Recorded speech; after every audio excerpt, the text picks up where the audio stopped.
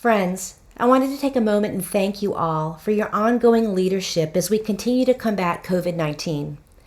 As many of you know, last week AANP issued a strong statement affirming our commitment to help stamp out the systemic racism that continues to impact our communities.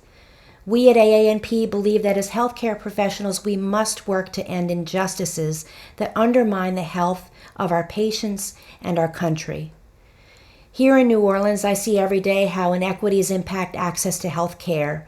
Things like transportation, nutritious food, housing, and ultimately the health of my patients. I know from speaking to many nurse practitioners that you see the same challenges in your own communities.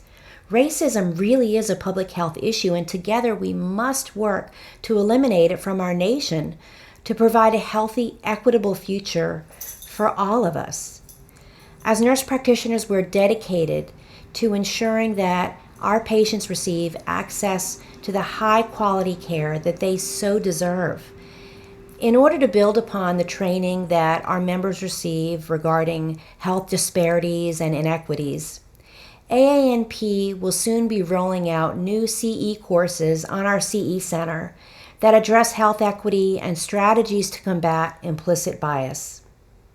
It is our hope that all members will participate in these courses so we can really learn to better serve our patients and also work to combat the systemic racism and ensure health equity for all patients.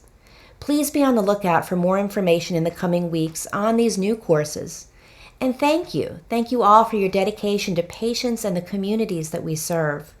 Together, we are making a difference. Please stay strong and stay well. Thank you so much, and have a great week.